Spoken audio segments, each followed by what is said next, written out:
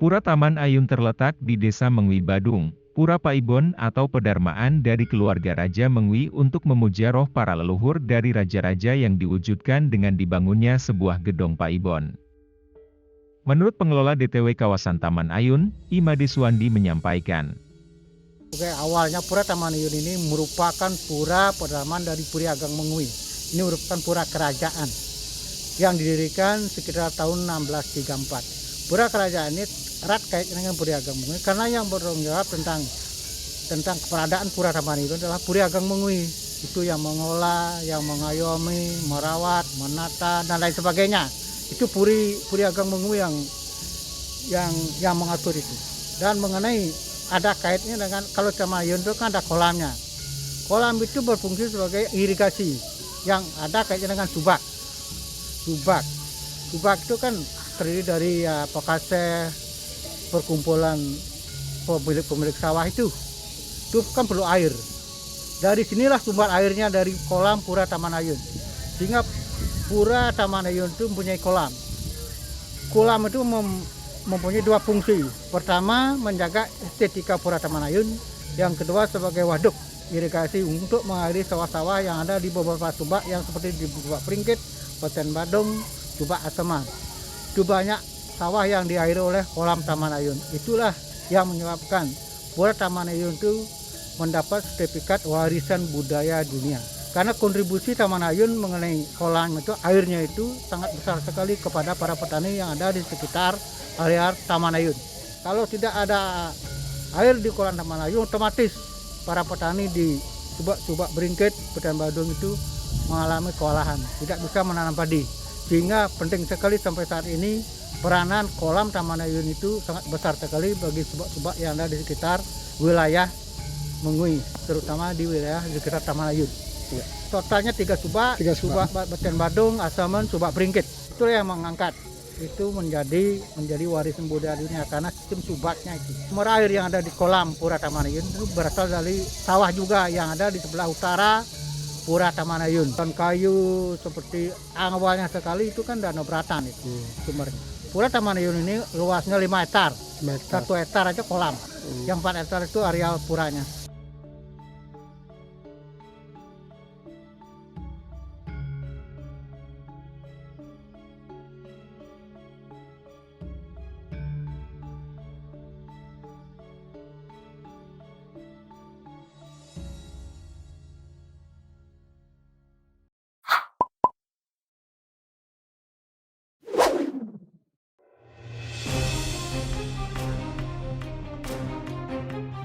Aksi heroik para raja di beberapa daerah di Bali melawan Belanda masih terkenang di tengah masyarakat serta keluarga Puri.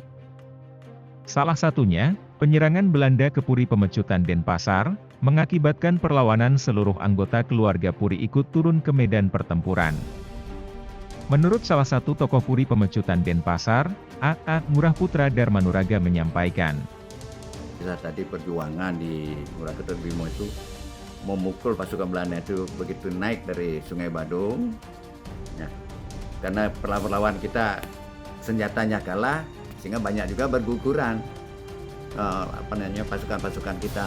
Nah inilah terus menyusut ke barat di mana para ibu, para istri, anak-anak dan sebagainya mendampingi sang raja. Nah disitulah di depan Puri Agung Pemecutan yang lama berguguran. Itulah yang kita bangun sekarang. Titik peringatan di mana Cokodo Matuk Dirano, Cokodo Pemecutan 9 kita buatkan patungnya. Itu pun prosesnya panjang itu. Kita usulkan 3 patung pada Pemda Kota waktu itu, Kesiman, Denpasar, Pemecutan. Tapi yang pertama lahir ada Satrio itu, Denpasarnya di perempatan Satrio sekarang dan siap. Jauh berikutnya baru ini di Pemecutan. Semua mengurus kedai, semua berguguran di situ. Areal nikel lah posisinya.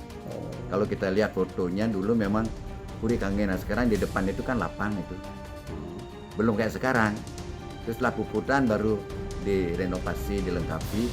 Sebelumnya tempat tinggal itu agak ke dalam. Agak ke dalam itu menjadi tempat tinggal kita, sekarang disebut Sarian Dajo. Kemudian di sebelah utara Sarian Dajo ada Saren Ukiran itu namanya, yang sekarang menjadi Puri Ukiran. Itu menyatu dulu dengan Puri Kangenan.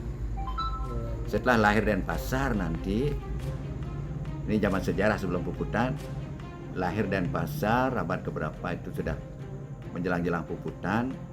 Putra dari Puri Tegal diangkat anak oleh raja yang ke-6, Raja Puncur ke-6, yang tadinya tinggal di Saren Ukiran pada keluar.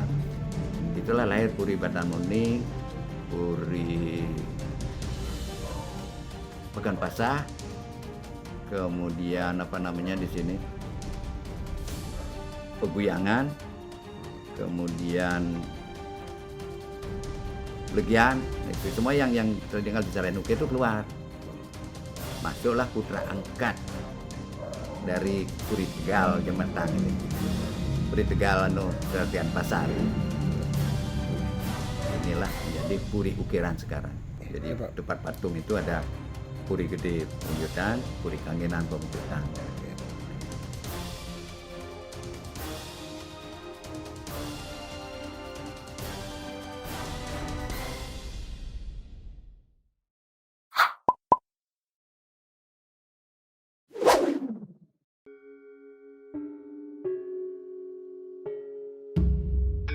Ada berbagai makna terselubung dalam setiap pajangan arsitektur di rumah adat Bali.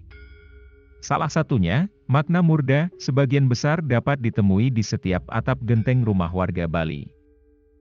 Menurut Guru Besar Program Studi Arsitektur Fakultas Teknik, Universitas Udayana, UNUD, Profesor Dr. Insinyur Putu Rumawan Salain MSI, IAI, mengatakan.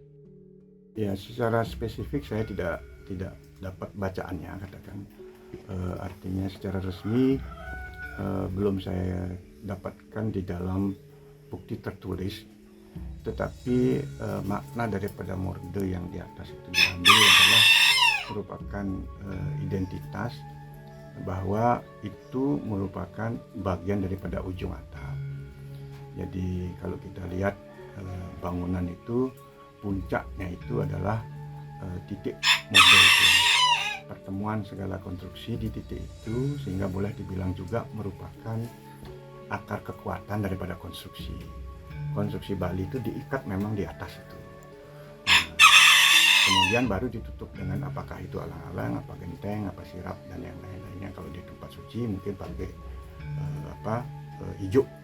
Nah, di titik itu lalu untuk mempertahankan struktur bahan yang ada, karena tempo hari kan tidak ada yang kedap air, kita katakan tidak ada beton, dibuatlah kereb gitu, kereb penutup begitu, sehingga penutup ini tidak membuat air hujan maupun panas langsung itu merasuk ke antara semua titik konstruksi yang bergabung di titik puncak atap itu.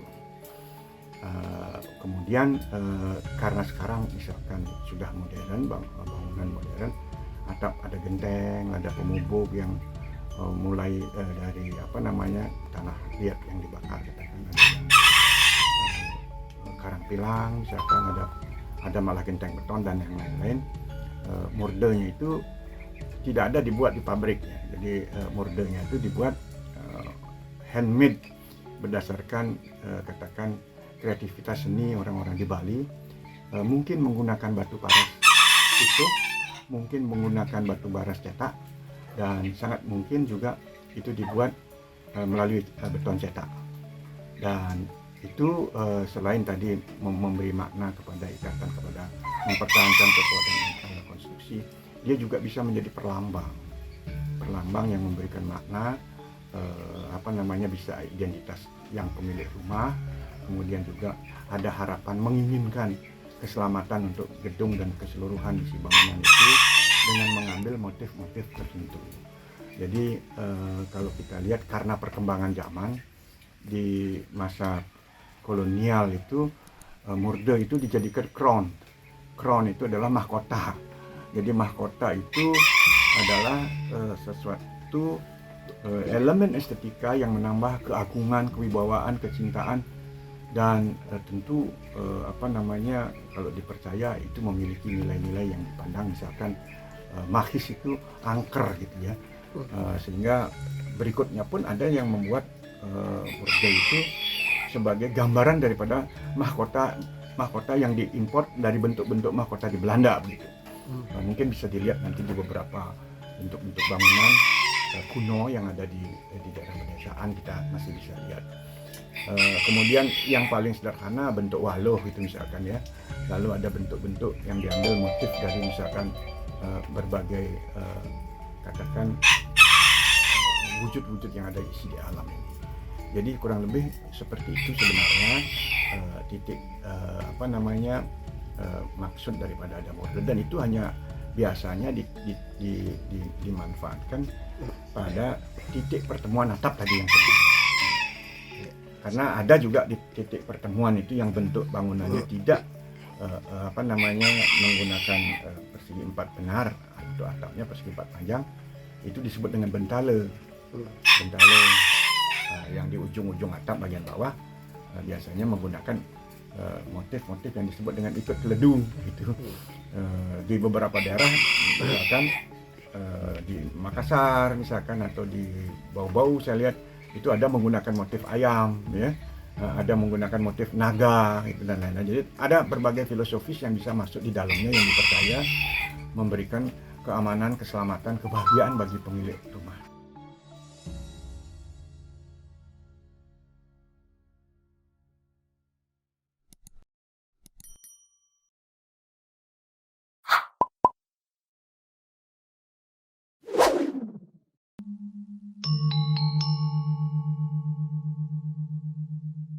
Beberapa pura di Bali memiliki beragam upakara dengan berbagai maknanya.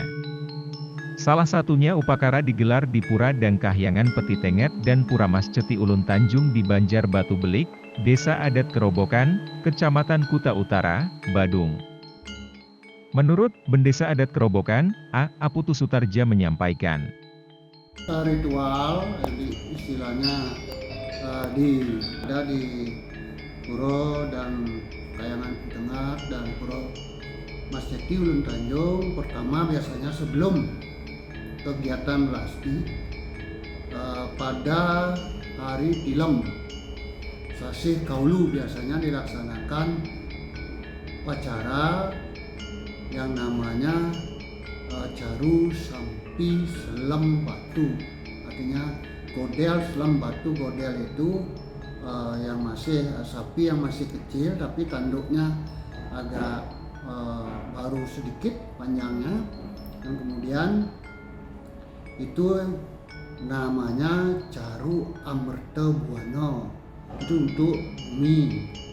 Itu dilaksanakan pada Tilem Sasih Kaulu. Setelah itu kegiatan dilaksanakan kepada Purnamo Sasih Kesano. Nah ini biasanya dilaksanakan Caru Sampi, ya, Sampi Biang Belang Kebang. Nah ini biasanya dilaksanakan di Pura Ulun Tanjung, itu namanya Caru Amerta Gangga.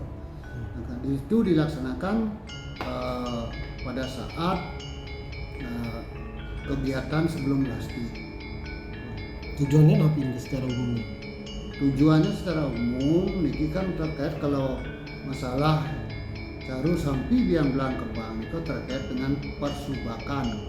Ada subak kan ada tegalan kan. Nah ini biar untuk menangkal atau seperti nangluk merano lah gitu. Jadi ini setiap tahun sekali gitu? Setiap tahun sekali, dua-duanya itu setiap tahun sekali.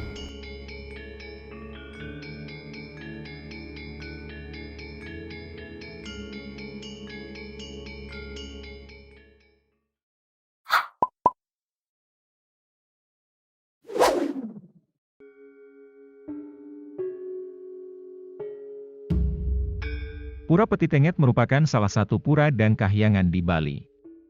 Pura Petitenget berada di wilayah Banjar Batu Belik, Desa Adat Kerobokan, Kecamatan Kuta Utara, Badung.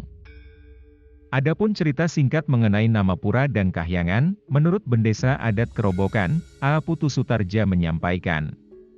Terkait masalah pura dan kahyangan Petitenget, nah ini memang ada cerita dan Purano yang menyatakan bahwa, nah singkat cerita, Ida Batara Mas Ceti dan Dangyang Dwi Jendra ketika beliau mau moksa di Pura Uluwatu, di sana beliau bercengkrama. Nah, ketika beliau berbicara, berkoordinasi dengan Ido Betara Mas Ceti, terlihat di situ yang namanya Buto Ijo. Nah, Buto Ijo itu penunggu wilayah Peti Tengah. Nah, sehingga beliau waktu itu memanggil Buto Ijo supaya mendekat kepada Dangyang Dwi Jendro dan Ido Betara Mas Ceti. Sehingga begitu Buto Ijo itu mendekat, akhirnya beliau disupat, dibersihkan, dan Dangyang Dwi Jendro menitipkan pecanangan beliau di sana supaya dijaga oleh Buto Ijo. Maka dari itu ketika waktu itu akhirnya tempat itu dinamakan Peti Tenget. Nah, ini karena ada pecanangan yang dititipkan oleh Dangyang Dwi Jendro. Nah, setelah itu dititipkan sama Buto Ijo, beliau melanjutkan perjalanan ke Uluwatu. Nah, ini beliau mau moksah di sana. Nah, ketika pecanangan itu dititipkan, Buto Ijo selalu dengan konsisten melaksanakan pengamanan, istilahnya menjaga wilayah di tengah. Siapa yang berani macam-macam di sana pasti istilahnya diberikan sanksi oleh Buto Ijo. Kadang-kadang sakit dan lain sebagainya, itu diberikan sanksi. Nah, ketika itu pernah terjadi waktu itu masyarakat seperti kering kerubuk di sana di sekitaran wilayah tersebut. Nah, sehingga waktu itu Desa Kerobokan, waktu itu yang namanya Klian Desa, waktu itu akhirnya meminta petunjuk kepada Dangyang Dwi Jendro yang sudah berada di Uluwatu. Nah, beliau memberikan